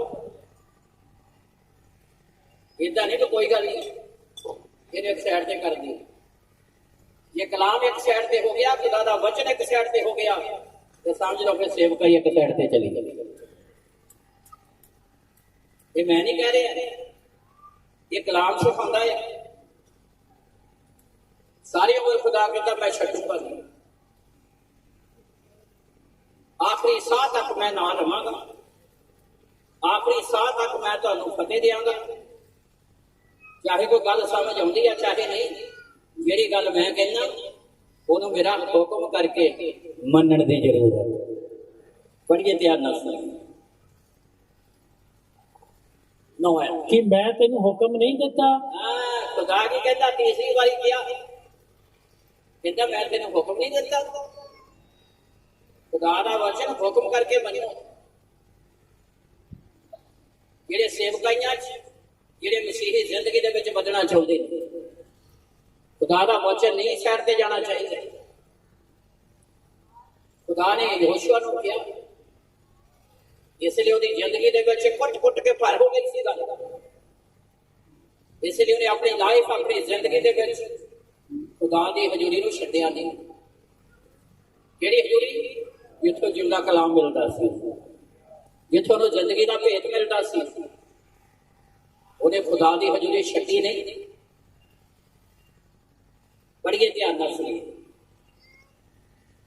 कि मैं तेनू हुक्म नहीं दिता मैं तेनों हुक्म नहीं दिता भी तकड़ा हो अते हौसला रख तगड़ा हो ते हौसला रख हाँ ना कंब अते ना घाबर ना कंब ते ना घाबर क्यों जो यहोवा तेरा परमेश्वर क्यों जो यहोवा तेरा परमेश्वर जिथे तू जावे जिथे तू जावे तेरे संग है यहोशुआ जी आ क्वालिटी तेरे च आ गई जे आ गल्लां तो मेरियां मन लईयां तो फिर जिथे तू जावेगा जिथे जिथे ये नहीं कि जिथे मैं तेनों भेजना कहता जिथे मर्जी चला जा चाहे सज्जे चाहे खब्बे चाहे अगे का चाहे जिथे तू जावेगा यहोवा तेरा परमेश्वर तेरे संग पानिया दे बेदी पे चलेगा तो पानी तेन डुबोणगे नहीं अग दे विच नीवे चलेगा तो अग तेरा नुकसान कड़ाके की गर्मी भी तेरा नुकसान कही जाते हैं कड़ाके की ठंड भी तेरा नुकसान ये उत्तों पैण वाली छिट्टां भी तुहाडा नुकसान ये आउण वाले बदल भी तुहाडा नुकसान क्योंकि यहोवा तेरा परमेश्वर जिथे तू जावे तेरे आही दा गल असीं चाहुंदे यही गल मरकस अंजील 16 अध्याय च आखिरी लाइनां च लिखी गई है कि प्रभु यीशु मसीह रसूलां दे नाल हो के चिन्ह ते चमत्कारां द्वारा सिद्ध करदा सी कि वो उन्हां दे नाल है ताली मारियो जोर वो उन्हां दे नाल है हालेलुया ये प्रतिज्ञा हर सेवक की जिंदगी च पूरी हो जेकर खुदा दा सेवक खुदा दे कलाम नूं तकड़ाई नाल फड़ अपने हौसले नूं कमजोर ना होण देवे ते खुदा दे वचन नूं खुदा दा हुक्म करके मन्ने ते फिर परमेश्वर आचार्य काम करेगा किदां दे काम करेगा जिद्दां दे काम खुदा ने यहोशुआ दे द्वारा कीते इसलिए खुदा उन्होंने दुनिया के बरकत का कारण बनावेगा संसार के लिए बरकत का कारण बनावेगा नवे नियम के मुताबक परमेश्वर ने सानू चुनिया ही इसलिए है कि असी प्रभु यीशु मसीह के लिए दुल्हन नूं ओदी कलीसिया नूं तैयार करिए ये मैं यहोशुआ नूं चुनिया कि खुदा उन्हां लोकां नूं वादे वाली धरती ते लैके जाए यहोशुआ के द्वारा और एक क्वालिटी यहोशुआ के अंदर आ गई तो यहोशुआ ने तकड़ाई के नाल खुदा के बच्चे नूं फड़िया उन्हें इस भेत नूं पा लिया वो ये गल्लां नूं सीख लिया इसलिए सेवक लिए अति ज्यादा जरूरी है ਤੇ ਖੁਦਾ ਉਹ ਕੰਮ ਕਰੇਗਾ ਜਿਹੜੇ ਅੱਜ ਤੱਕ ਜ਼ਮੀਨ ਤੇ ਹੋਏ ਨਹੀਂ। ਜੇਕਰ ਯਹੋਸ਼ੂਆ ਨੇ ਇਸ ਗੱਲ ਨੂੰ ਪਾ ਲਿਆ ਤੇ ਅਸੀਂ ਪਾਕ ਕਲਾਮ ਦੇ ਵਿੱਚ ਪੜ੍ਹਦੇ ਹਾਂ। ਯਹੋਸ਼ੂਆ ਦੀ ਪੁਸਤਕ 10 ਅਧਿਆਏ 12, 13 ਤੇ 14 ਐਤ ਪੜ੍ਹੀਏ ਤੇ ਧਿਆਨ ਦੇ ਨਾਲ ਸੁਣੀਏ। ਤਦ ਯਹੋਸ਼ੂਆ ਨੇ ਯਹੋਵਾ ਨਾਲ ਉਸ ਦਿਨ, ਜਦ ਯਹੋਵਾ ਨੇ ਅਮੋਰੀਆਂ ਨੂੰ ਇਸਰਾਏਲੀਆਂ ਨੂੰ ਦੇ ਦਿੱਤਾ, ਗੱਲ ਕੀਤੀ। ਫਤਿਹ ਹੋਵੇਗੀ, ਫਤਿਹ। ਇਹ ਸਾਰੀ ਅਵਸਥਾ ਦੀ ਖੁਦਾ ਨੇ ਗੱਲ ਕੀਤੀ। ਨਾ ਮੈਂ ਛੱਡਾਂਗਾ, ਨਾ ਮੈਂ ਤਿਆਗਾਂਗਾ। ਮੇਰਾ ਹੁਕਮ ਹੈ, ਜਿੱਥੇ ਤੂੰ ਜਾਏਗਾ ਮੈਂ ਤੇਰੇ ਸੰਗ। ਤੇਰੀ ਸੋਚ ਵੀ ਮੈਂ ਪੂਰੀ ਕਰਾਂਗਾ। ਅਸੀਂ ਕੋਈ ਘਟਨਾ 'ਚ ਵੇਖਣ ਲਈ ਜਾ ਰਹੇ ਹਾਂ ਕਿ ਜਦੋਂ ਯੁੱਧ ਚੱਲ ਰਿਹਾ ਇਸਰਾਇਲੀ ਲੋਕਾਂ ਦਾ ਵਿਰੋਧੀਆਂ ਦੇ ਨਾਲ, ਤੇ ਯਹੋਸ਼ੂਆ ਨੇ ਖੁਦਾ ਦੇ ਅੱਗੇ ਇੱਕੋ ਹੀ ਗੱਲ ਰੱਖੀ, ਔਰ ਗੱਲ ਵੀ ਬੜੀ ਜ਼ਬਰਦਸਤ ਰੱਖੀ।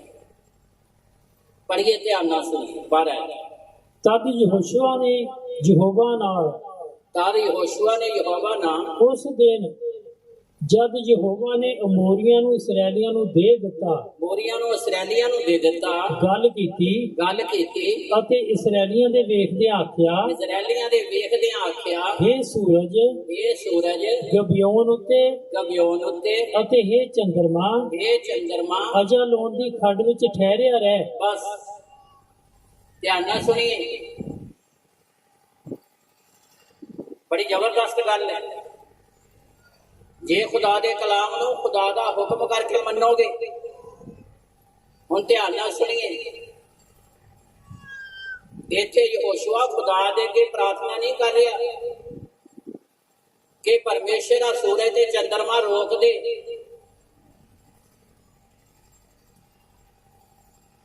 ਉਹਨੇ ਖੁਦਾ ਦੇ ਵਚਨ ਨੂੰ ਖੁਦਾ ਦਾ ਹੁਕਮ ਕਰਕੇ ਮੰਨਿਆ, ਤੇ ਜਦੋਂ ਏਦਾਂ ਦੀ ਘੜੀ ਆਈ ਤੇ ਉਹ ਫਿਰ ਸੂਰਜ ਤੇ ਚੰਦਰਮਾ ਨੂੰ ਵੀ ਹੁਕਮ ਕਰ ਰਿਹਾ। ਕੀ ਕਰ ਰਿਹਾ? ਇਹ ਤੁਹਾਡੀ ਬਾਈਬਲ 'ਚ ਲਿਖਿਆ ਹੈ, ਮੇਰੇ ਵਾਲੀ 'ਚ ਵੀ ਇਹੀ ਲਿਖਿਆ ਹੈ। ਇੱਥੇ ਪ੍ਰਾਰਥਨਾ ਨਹੀਂ ਕੀਤੀ, ਹੁਕਮ ਕੀਤਾ ਹੈ। ਹੁਕਮ ਕਿਹਨੂੰ ਕਰ ਰਿਹਾ? ਜੇ ਕਲਾਮ ਦਾ ਹੁਕਮ ਮੰਨੋਗੇ, ਕਲਾਮ ਨੂੰ ਹੁਕਮ ਕਰਕੇ ਮੰਨੋਗੇ, ਤੇ ਤੁਸੀਂ ਵੀ ਜਦੋਂ ਹੁਕਮ ਕਰੋਗੇ ਹਰ ਚੀਜ਼ ਉਸੇ ਜਗ੍ਹਾ ਰੁਕ ਜਾਵੇਗੀ। ਤਾਲੀ ਮਾਰੀਏ ਜ਼ੋਰ। ਇੱਥੇ ਪ੍ਰੇਅਰ ਨਹੀਂ ਕਰ ਰਿਹਾ, ਇੱਥੇ ਹੁਕਮ ਕਰ ਰਿਹਾ ਹੈ। ਫਿਰ ਸੁਣੋ, ਫਿਰ ਪੜੋ। ਹਾਂਜੀ 12 ਤਦ ਯਹੋਸ਼ੂਆ ਨੇ ਯਹੋਵਾ ਨਾਲ ਉਸ ਦਿਨ, ਜਦ ਯਹੋਵਾ ਨੇ ਅਮੋਰੀਆਂ ਨੂੰ ਇਸਰਾਏਲੀਆਂ ਨੂੰ ਦੇ ਦਿੱਤਾ, ਗੱਲ ਕੀਤੀ। ਅਤੇ ਇਸਰਾਏਲੀਆਂ ਦੇ ਵੇਖਦਿਆਂ ਆਖਿਆ, ਹੇ ਸੂਰਜ, ਕੀ ਆਖਿਆ? ਪ੍ਰਾਰਥਨਾ ਕਰ ਰਿਹਾ। ਹਾਂਜੀ, ਉਹ ਕੀ ਕਰ ਰਿਹਾ? ਪ੍ਰਾਰਥਨਾ ਕਰ ਰਿਹਾ, ਹੁਕਮ ਦੇ ਰਿਹਾ, ਕਿਉਂਕਿ ਉਹਨੇ ਹੁਕਮ ਦਾ ਭੇਦ ਪਾ ਲਿਆ।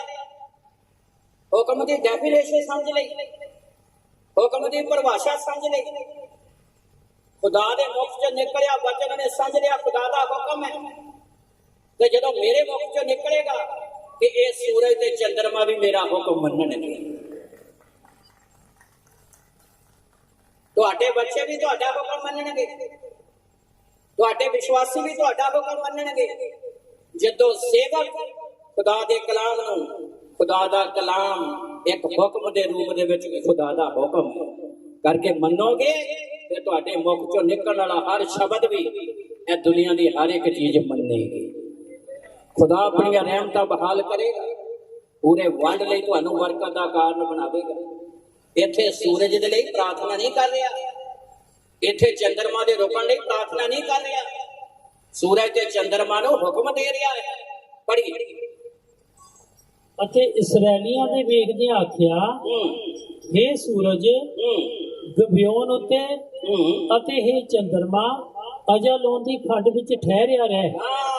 ਅਜਾਲੋਨ ਦੀ ਖੱਡ 'ਚ ਜਿੱਥੇ ਕ ਹੈਗਾ ਇੱਥੇ ਰੁਕ ਜਾ, ਗਾਣਾ ਬਣੀ। ਹੁਕਮ ਦੀ ਡੈਫੀਨੇਸ਼ਨ ਪਰਿਭਾਸ਼ਾ ਸਮਝ ਲਈ ਹੈ। ਖੁਦਾ ਦੇ ਮੁਖ ਚੋਂ ਨਿਕਲਿਆ ਵਚਨ ਹੁਕਮ ਕਰਕੇ ਮੰਨਦਾ ਹੈ। ਖੁਦਾ ਨੇ ਕਿਹਾ ਮੇਰਾ ਹੁਕਮ ਹੈ।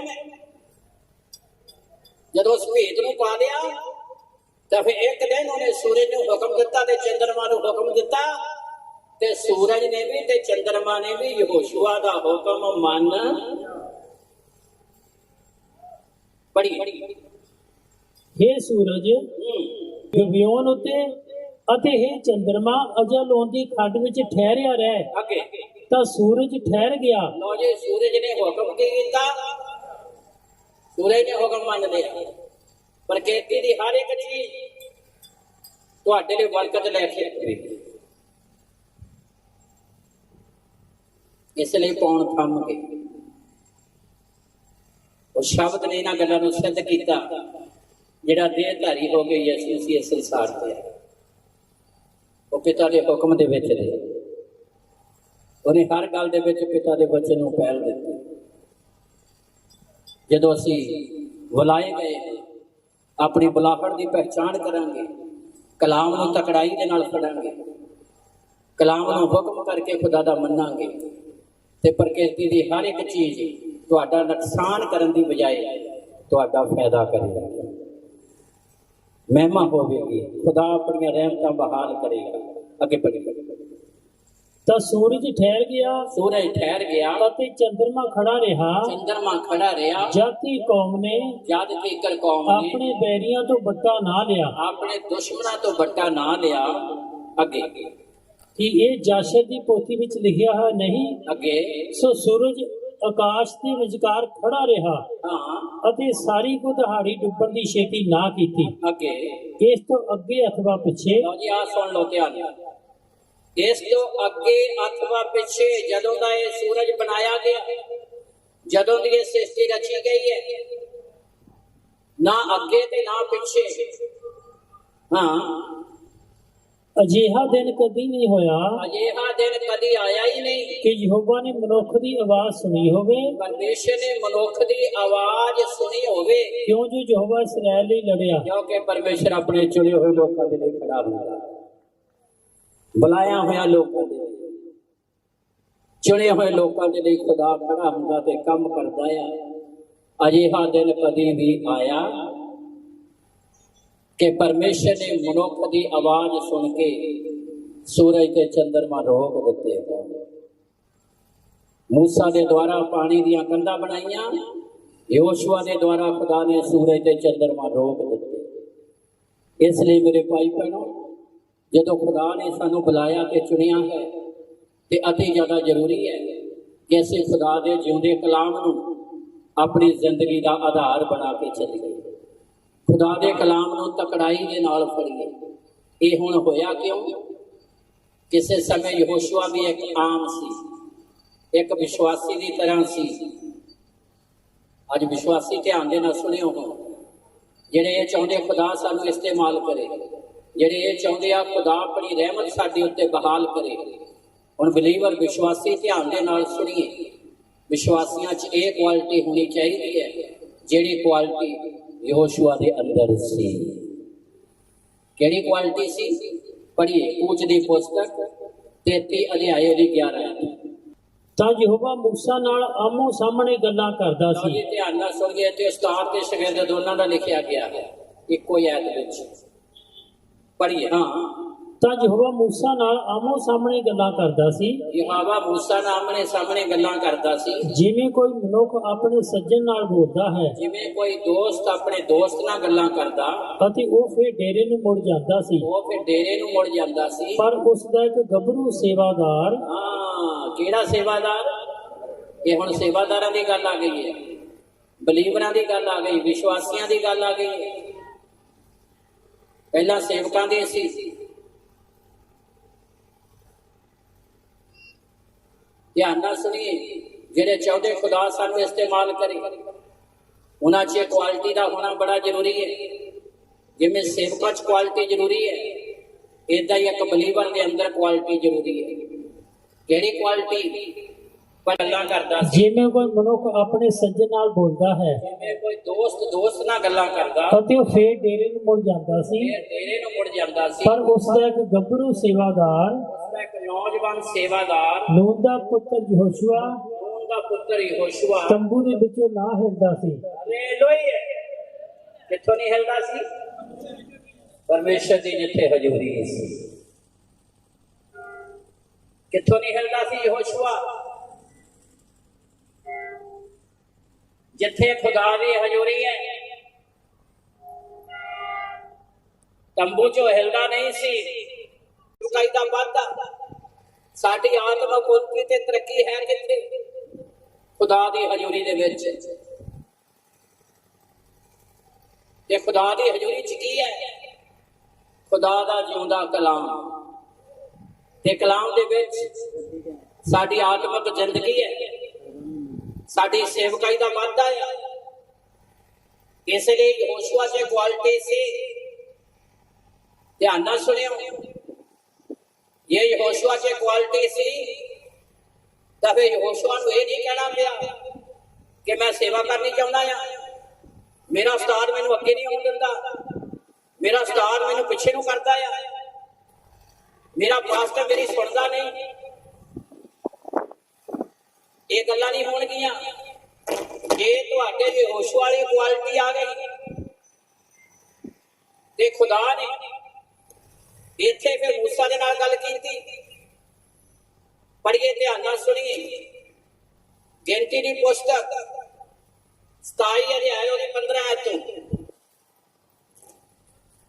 ਮੈਂ ਸਮਾਪਤੀ ਵੱਲ ਜਾ ਰਿਹਾ। ਧਿਆਨ ਨਾਲ ਸੁਣੀਏ 5-7 ਮਿੰਟ। ਫਿਰ ਮੂਸਾ ਨੇ ਯਹੋਵਾ ਨਾਲ ਗੱਲ ਕੀਤੀ ਕਿ ਯਹੋਵਾ ਜਿਹੜਾ ਸਾਰੇ ਸਰੀਰਾਂ ਦੀਆਂ ਆਤਮਾ ਦਾ ਪਰਮੇਸ਼ਰ ਹੈ। ਲਓ ਜੀ, ਧਿਆਨ ਨਾਲ ਸੁਣੀਏ। ਜੇ ਇਹ ਕੁਆਲਿਟੀ ਹੈਗੀ ਆ, ਜੇ ਇਹ ਗੁਣ ਵਾ, ਫਿਰ ਕੀ ਹੋਵੇਗਾ? ਹਾਂਜੀ, ਕਿਸੇ ਮਨੁੱਖ ਨੂੰ ਮੰਡਲੀ ਉੱਤੇ ਠਹਿਰਾਵੇ। ਇਹ ਆਖਰੀ ਸਮੇਂ ਮੂਸਾ ਨੇ ਖੁਦਾ ਦੇ ਅੱਗੇ ਬੇਨਤੀ ਕੀਤੀ ਹੈ। ਉਸਤਾਦ ਨੇ ਆਪਣੀ ਇੱਛਾ ਨਾਲ ਕੁਛ ਨਹੀਂ ਕੀਤਾ। ਮੂਸਾ ਨੇ ਆਪਣੀ ਮਨ ਦੀ ਇੱਛਾ ਨਾਲ ਕੁਛ ਨਹੀਂ ਕੀਤਾ। ਵੀ ਹਾਂ ਜੀ, ਇਹ ਤੰਬੂ 'ਚ ਰਹਿੰਦਾ ਆ, ਇਹ ਮੇਰੇ ਨਾਲ ਰਹਿੰਦਾ ਆ, ਇਹਨੂੰ ਅੱਗੇ ਹੋਣਾ ਚਾਹੀਦਾ। ਕੁਆਲਿਟੀ ਦੀ ਕੀਮਤ ਪੈਂਦੀ ਆ ਖੁਦਾ ਦੀ ਦਰਗਾਹ 'ਚ। ਜਿੱਦਣ ਤੁਹਾਡੇ ਅੰਦਰ ਵਿਸ਼ਵਾਸੀ ਹੋਣ ਦੇ ਨਾਤੇ ਕੁਆਲਿਟੀ ਆ ਗਈ, ਤੁਸੀਂ ਇਸ ਗੱਲ ਨੂੰ ਸਮਝ ਲਿਆ ਤੇ ਪਰਮੇਸ਼ਰ ਆਪਣੀ ਕਿਰਪਾ ਦੇ ਨਾਲ ਤੁਹਾਨੂੰ ਚੁਣੇਗਾ। ਉਹ ਆਪਣੀਆਂ ਰਹਿਮਤਾਂ ਤੁਹਾਡੇ ਉੱਤੇ ਬਹਾਲ ਕਰੇਗਾ।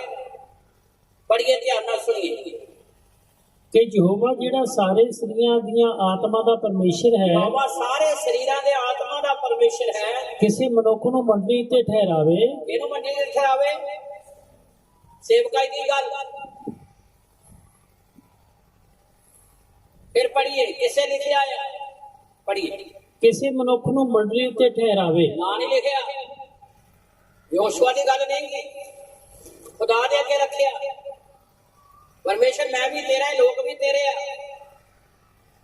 ਹੁਣ ਜਿਹਨੂੰ ਅੱਗੇ ਕਰਨਾ ਚਾਹੁੰਦਾ ਕਰ। ਕੁਆਲਿਟੀ ਦੀ ਕੀਮਤ ਪਵੇਗੀ। ਜੇਕਰ ਬਲੀਵਰ ਦੇ ਅੰਦਰ ਯਹੋਸ਼ੂਆ ਵਾਲੀ ਕੁਆਲਿਟੀ ਆ ਗਈ,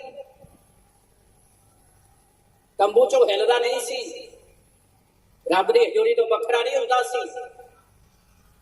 ਘਰ ਜਾ ਕੇ ਯਸ਼ਾਇਆ 6 ਅਧਿਆਇ ਪੜ੍ਹੀਏ। ਜਦੋਂ ਯਸ਼ਾਇਆ ਨੇ ਕਿਹਾ ਮੈਂ ਭ੍ਰਿਸ਼ਟ ਬੁੱਲਾਂ ਵਾਲਾ ਹਾਂ ਤੇ ਭ੍ਰਿਸ਼ਟ ਬੁੱਲਾਂ ਵਾਲੇ ਲੋਕਾਂ ਵਿੱਚ ਵਸਦਾ ਹਾਂ, ਤੇ ਫਰਿਸ਼ਤੇ ਨੇ ਜਗਵੇਦੀ ਤੋਂ ਭਖ ਦਾ ਗੋਲਾ ਚੱਕਿਆ। ਕਿਹੜਾ ਗੋਲਾ ਚੱਕਿਆ? ਕਿਹੜਾ ਗੋਲਾ? ਭਖ ਦਾ। ਜਿਹੜੇ ਰੱਬ ਦੀ ਹਜ਼ੂਰੀ 'ਚ ਰਹਿੰਦੇ ਨੇ ਉਹ ਭਖ ਦੇ ਕੋਲੇ ਬਣ ਜਾਂਦੇ ਨੇ। ਉਹ ਦੂਜਿਆਂ ਦੀਆਂ ਜ਼ਿੰਦਗੀਆਂ ਨੂੰ ਸ਼ੁੱਧ ਕਰਨ ਵਾਲੇ ਬਣ ਜਾਂਦੇ ਨੇ। ਉਹ ਨਵੀਂ ਪੈਦਾ ਕਰਨ ਵਾਲੇ ਬਣ ਜਾਂਦੇ ਨੇ। ਉਹ ਨਵੀਂ ਮਸਾ ਕਰਨ ਵਾਲੇ ਬਣ ਜਾਂਦੇ ਨੇ। ਠੰਡਾ ਕੋਲਾ ਨਹੀਂ ਚੱਕਿਆ, ਭਖ ਦਾ ਕੋਲਾ ਚੱਕਿਆ। 6 ਅਧਿਆਇ ਘਰ ਜਾ ਕੇ ਪੜ੍ਹਿਓ। ਜਦੋਂ ਯਸ਼ਾਇਆ ਨੇ ਕਿਹਾ ਮੈਂ ਭ੍ਰਿਸ਼ਟ ਬੁੱਲਾਂ ਵਾਲੇ ਲੋਕਾਂ 'ਚ ਵਸਦਾ ਤੇ ਮੈਂ ਆਪ ਵੀ ਭ੍ਰਿਸ਼ਟ ਹਾਂ, ਜਗਵੇਦੀ ਤੋਂ ਭਖ ਦਾ ਕੋਲਾ ਚੱਕਿਆ। ਜਿਹੜੇ ਭਖ ਦੇ ਕੋਲੇ ਬਣਦੇ ਨੇ ਤੇ ਬਣਦੇ ਉਹੀ ਆ ਜਿਹੜੇ ਜਗਬੇਦੀ 'ਚ ਖੁਦਾ ਦੀ ਹਜ਼ੂਰੀ 'ਚ ਰਹਿੰਦੇ ਨੇ, ਜਿਹੜੇ ਉਹਦੇ ਆਤਮਾ 'ਚ ਮਗਨ ਰਹਿੰਦੇ ਨੇ। ਤੇ ਯਹੋਸ਼ੂਆ ਭਖਦਾ ਕੋਲਾ ਸੀ।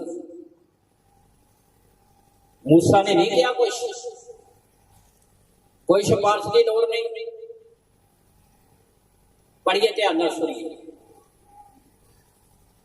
ਜਿਹੜਾ ਉਹਨਾਂ ਦੇ ਅੱਗੇ ਬਾਹਰ ਜਾਵੇ ਅਤੇ ਜਿਹੜਾ ਉਹਨਾਂ ਦੇ ਅੱਗੇ ਅੰਦਰ ਆਵੇ ਅਤੇ ਜਿਹੜਾ ਉਹਨਾਂ ਨੂੰ ਬਾਹਰ ਲੈ ਜਾਵੇ ਅਤੇ ਅੰਦਰ ਲੈ ਆਵੇ, ਤਾਂ ਜੋ ਯਹੋਵਾ ਦੀ ਮੰਡਲੀ ਉਸ ਇੱਜੜ ਵਾਂਗੂ ਨਾ ਹੋਵੇ ਜਿਨ੍ਹਾਂ ਦਾ ਪਾਲੀ ਨਹੀਂ। ਯਹੋਵਾ ਪਰਮੇਸ਼ਰ ਜਿਹਨੂੰ ਤੂੰ ਚੁਣਨਾ ਚਾਹੁੰਦਾ ਆ, ਇਹਨਾਂ ਦੀ ਅਗਵਾਈ ਕਰਨ ਦੇ ਲਈ ਚੁਣ ਲੈ। ਅੱਗੋਂ ਯਹੋਵਾ ਨੇ ਮੂਸਾ ਨੂੰ ਆਖਿਆ, ਅੱਗੋਂ ਪਰਮੇਸ਼ਰ ਨੇ ਮੂਸਾ ਨੂੰ ਆਖਿਆ, ਨੂਨ ਦੇ ਪੁੱਤਰ ਯਹੋਸ਼ੂਆ ਨੂੰ ਆਪਣੇ ਲਈ ਲੈ। ਕਿਹਨੂੰ ਲੈ? ਨੂਨ ਦੇ ਪੁੱਤਰ ਯਹੋਸ਼ੂਆ ਨੂੰ, ਜਿਹੜਾ ਗਬਰੂ ਸੇਵਾਦਾਰ ਹੈ, ਜਿਹੜਾ ਤੰਬੂ ਚੋਂ ਹਿੱਲਦਾ ਨਹੀਂ, ਜਿਹੜਾ ਖੁਦਾ ਦੀ ਹਜ਼ੂਰੀ ਨੂੰ ਛੱਡਦਾ ਹੀ ਨਹੀਂ। ਤੇ ਜਿਹੜੇ ਖੁਦਾ ਦੀ ਹਜ਼ੂਰੀ 'ਚ ਵੜਦੇ ਨਹੀਂ, ਉਹ ਕਿੱਥੋਂ ਸੇਵਾ ਕਰ ਲੈਣਗੇ? ਉਹ ਭਾਵੇਂ ਲੱਖ ਕਹੀ ਜਾਣ। ਮੈਂ ਛੋਟਾ ਹੁੰਦਾ ਸੀ, ਵਾਢੀ ਕਰਦੇ ਕਰਦੇ ਮੈਨੂੰ ਵੀ ਚਾਅ ਆ ਗਿਆ, ਮੈਂ ਵੀ ਕਣਕ ਵੱਢਾਂ। ਆ ਮੇਰੀ ਉਂਗਲੀ ਤੇ ਹਜੇ ਵੀ ਨਿਸ਼ਾਨ ਹੈ। ਬਜ਼ੁਰਗ ਮੇਰੇ ਕਹਿੰਦੇ ਤੂੰ ਦਾਤੀ ਨਾ ਚੱਕ, ਜਿੱਦ ਸੀ ਦਾਤੀ ਚੱਕ ਲਈ। ਤੀਲੇ 2 ਵੀ ਨਹੀਂ ਵੱਢ ਹੋਏ, ਉਂਗਲੀ ਵਢਾ ਲਈ। ਤੀਲੇ 2 ਨਹੀਂ ਵੱਢ ਹੋਏ, ਆ ਉਂਗਲੀ ਵਢਾ ਲਈ। ਅਜੇ ਤੱਕ ਨਿਸ਼ਾਨ ਪਿਆ ਹੈ।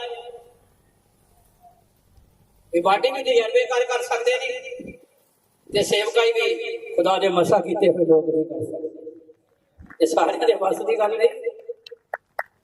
ਯਹੋਸ਼ੂਆ ਵਰਗੇ ਜਿਹੜੇ ਖੁਦਾ ਦੀ ਹਜ਼ੂਰੀ 'ਚ ਰਹਿੰਦੇ ਨੇ, ਤੇ ਜਿਹੜੇ ਖੁਦਾ ਦੀ ਹਜ਼ੂਰੀ ਦੇ ਲਾਗੇ ਨਹੀਂ ਜਾਂਦੇ,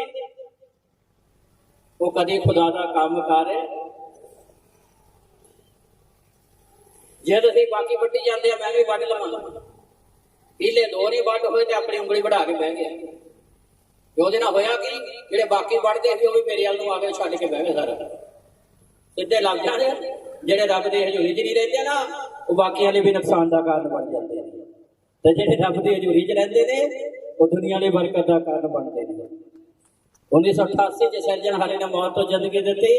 ਆ ਪਾਸਟਰ ਬਜ਼ੁਰਗ ਜੀ ਖੁਦਾ ਦੇ ਸੇਵਕ ਬੈਠੇ ਨੇ, ਇਹਨਾਂ ਨੇ ਦੇਖਿਆ ਮੇਰੀ ਹਾਲਤ ਕੀ ਸੀ। ਇਹ ਉੱਥੋਂ ਦੇ ਲੰਘਣ ਲੱਗੇ ਸੀ, ਡੂਮਣਾ ਛੜਿਆ ਲੜਿਆ, ਅੱਧੇ ਘੰਟੇ ਮੈਂ ਮੌਤ ਦੇ ਮੂੰਹ 'ਚ ਚਲਾ ਗਿਆ। ਖੁਦਾ ਦਾ ਧੰਨਵਾਦ ਹੈ, ਆਪਣੀ ਜ਼ਿੰਦਗੀ ਉਹਦੇ ਹੱਥ ਦਿੱਤੀ ਤੇ ਸਿਰਜਣਹਾਰੇ ਨੇ ਮੌਤ ਨੂੰ ਜੀਵਨ ਦੇ ਵਿੱਚ ਬਦਲ ਦਿੱਤਾ ਤੇ ਆਪਣੀਆਂ ਰਹਿਮਤਾਂ ਬਹਾਲ ਕੀਤੀਆਂ। ਗਵਾਹ ਨੇ, ਬਜ਼ੁਰਗੋ ਖੜੇ ਹੋ ਜਾਓ ਇੱਕ ਮਿੰਟ ਲਈ। ਇਹ ਗਵਾਹ ਨੇ ਜਦੋਂ ਪਰਮੇਸ਼ਰ ਨੇ ਮੈਨੂੰ ਮੌਤ ਤੋਂ ਜ਼ਿੰਦਗੀ ਦਿੱਤੀ। ਤੇ ਜਦੋਂ ਕਿਤੇ ਮੈਂ ਨਾ ਬੋਲਾਂ ਤਾਂ ਬਜ਼ੁਰਗ ਕਹਿ ਦਿੰਦੇ ਆ, ਕਹਿੰਦੇ ਮੈਂ ਤੇਰੇ ਕੋਲ ਸੀਗਾ, ਤੇ ਜੇ ਕਿਤੇ ਸਤਸੰਗ ਹੁੰਦਾ ਤਾਂ ਤੁਸੀਂ ਮੇਰਾ ਨਾਮ ਨਹੀਂ ਲੈਂਦੇ, ਤਾਂ ਮੈਨੂੰ ਲੈਣਾ ਪੈਂਦਾ। ਬਜ਼ੁਰਗ ਹੈ। ਤੇ ਪਿਛਲੇ ਦਿਨਾਂ 'ਚ ਮਾਨਕੋ ਚਲੇ ਗਏ, ਤੇ ਬਜ਼ੁਰਗ ਕਹਿੰਦੇ ਦੁਆ ਕਰੋ, ਮੇਰੇ ਪੱਥਰੀ ਹੈ। ਕਹਿੰਦੇ ਮੈਂ 1-2 ਵਾਰੀ ਡਾਕਟਰ ਕੋਲ ਗਿਆ ਹਾਂ, ਤੇ ਮੈਂ ਚਾਹੁੰਦਾ ਆਪਰੇਸ਼ਨ ਕਰਾ ਲਵਾਂ।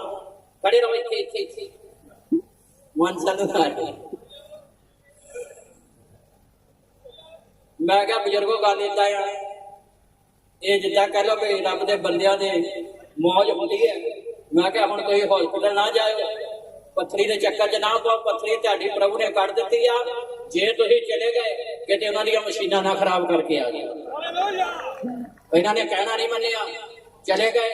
ਜਦੋਂ ਉੱਥੇ ਗਏ ਕਹਿੰਦੇ ਜੀ ਪੱਥਰੀ ਆ ਮੇਰੇ। ਉਹ ਕਹਿੰਦੇ ਠੀਕ ਆ ਜੀ, ਤੁਹਾਡੀ ਸਕੈਨ ਕਰ ਦਿੰਦੇ ਆ।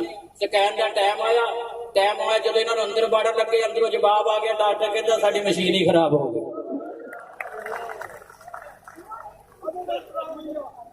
ਇਹ ਬਜ਼ੁਰਗਾਂ ਦੀ ਆਪਣੀ ਗਵਾਹੀ ਹੈ। ਮੈਂ ਤਦ ਨਹੀਂ ਉਹਨਾਂ ਨੂੰ ਮੈਂ ਕਿ ਦਿੰਦਾ, ਕਿਉਂਕਿ ਜੇ ਖੁੱਲ ਕੇ ਬੋਲਣਗੇ ਤਾਂ ਮੇਰਾ ਘੰਟਾ ਹੋਰ ਤੁਹਾਨੂੰ ਬਹਿਣਾ ਪਊ।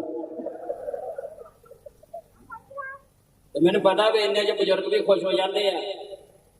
ਮੈਂ ਮੌਤ ਦੇ ਮੂੰਹ 'ਚ ਸੀ ਤਾਂ ਉੱਥੇ ਸੀ। ਇਹਨਾਂ ਨੇ ਅੱਖੀਂ ਦੇਖਿਆ ਕਿ ਕਿਸ ਤਰ੍ਹਾਂ ਖੁਦਾ ਨੇ 35 ਸਾਲ ਪਹਿਲਾਂ ਮੌਤ ਤੋਂ ਜ਼ਿੰਦਗੀ ਦਿੱਤੀ। ਇਸ ਲਈ ਮੈਂ ਕਿਸੇ ਦੀਆਂ ਸੁਣੀਆਂ ਸੁਣਾਈਆਂ ਗੱਲਾਂ ਨਹੀਂ, ਮੈਂ ਸੇਵਕਾਈ ਦੇ 35 ਸਾਲ ਦਾ ਤਜਰਬਾ ਤੁਹਾਡੇ ਅੱਗੇ ਰੱਖਦਾ। ਜੇ ਤੁਸੀਂ ਸੇਵਕ ਹਾਂ ਤੇ ਜ਼ਰੂਰ ਹੈ ਖੁਦਾ ਦੇ ਕਲਾਮ ਨੂੰ, ਉਸ ਭੇਦ ਨੂੰ ਫੜ ਲਓ। ਪਰਮੇਸ਼ਰ ਤੁਹਾਨੂੰ ਦੁਨੀਆ ਲਈ ਬਰਕਤ ਦਾ ਕਾਰਨ ਬਣਾਵੇਗਾ। ਤੇ ਜੇ ਤੁਸੀਂ ਵਿਸ਼ਵਾਸੀ ਹੋ, ਸੇਵਕ ਬਣਨਾ ਚਾਹੁੰਦੇ ਹੋ ਤੇ ਯਹੋਸ਼ੂਆ ਵਾਲੀ ਕੁਆਲਿਟੀ ਆਪਣੀ ਜ਼ਿੰਦਗੀ 'ਚ ਰੱਖੋ ਤੇ ਖੁਦਾ ਤੁਹਾਡੀ ਜ਼ਿੰਦਗੀ 'ਚ ਉਹ ਕੰਮ ਕਰੇਗਾ ਜਿਹੜੇ ਤੁਹਾਡੇ ਉਸਤਾਦਾਂ ਦੀ ਜ਼ਿੰਦਗੀ 'ਚ ਵੀ ਕੰਮ ਨਹੀਂ ਹੋਏ। ਕਿਉਂਕਿ ਸਾਡੇ ਗੁਰੂ ਯਿਸੂ ਮਸੀਹ ਨੇ ਕਿਹਾ ਤੁਸੀਂ ਮੇਰੇ ਤੋਂ ਵੀ ਵੱਡੇ ਵੱਡੇ ਕੰਮ ਕਰੋਗੇ। ਇਸ ਲਈ ਮੇਰੇ ਭਾਈ ਭੈਣੋ ਅਤੀ ਜ਼ਿਆਦਾ ਜ਼ਰੂਰੀ ਹੈ, ਖੁਦਾ ਨੇ ਸਾਨੂੰ ਚੁਣਿਆ, ਬੁਲਾਇਆ ਤੇ ਸੱਦਿਆ ਆ ਕਿ ਅਸੀਂ ਖੁਦਾ ਦੇ ਵਚਨ ਨੂੰ ਤਕੜਾਈ ਦੇ ਨਾਲ ਫੜੀਏ। ਇਸ ਲਈ ਸਾਡਾ ਸਾਹ, ਸਾਡੀ ਜ਼ਿੰਦਗੀ, ਸਾਡੀ ਸਫਲਤਾ, ਸਾਡੀ ਖੁਸ਼ੀ, ਸਾਡਾ ਆਨੰਦ, ਸਾਡੀ ਸੇਵਕਾਈ ਦਾ ਵਾਧਾ ਓਨਲੀ ਖੁਦਾ ਦੇ ਕਲਾਮ ਦੇ ਵਿੱਚ ਹੈ। ਇਸ ਲਈ ਕਲਾਮ ਨੂੰ ਨਾ ਛੱਡੋ, ਭਾਵੇਂ ਦੁਨੀਆ ਇਹੋ ਜਿਹੀ ਹੋ ਜਾਵੇ, ਪਰ ਕਲਾਮ ਨੂੰ ਨਾ ਛੱਡੋ। ਕਲਾਮ ਤੁਹਾਨੂੰ ਸਾਰੀ ਦੁਨੀਆ ਲਈ ਬਰਕਤ ਦਾ ਕਾਰਨ ਬਣਾਵੇਗਾ। ਇਸ ਲਈ ਮੇਰੇ ਭਾਈ ਭੈਣੋ ਅਤੀ ਜ਼ਿਆਦਾ ਜ਼ਰੂਰੀ ਹੈ, ਖੁਦਾ ਤੁਹਾਨੂੰ ਬਰਕਤ ਦੇਵੇ, ਵੱਡੀ ਕਿਰਪਾ ਕਰੇ, ਆਸ਼ੀਸ਼ ਦੇਵੇ। ਅੱਖਾਂ ਬੰਦ ਕਰਾਂਗੇ, ਖੁਦਾ ਦੇ ਦਾਸਾਂ ਦੇ ਨਾਲ ਪ੍ਰਾਰਥਨਾ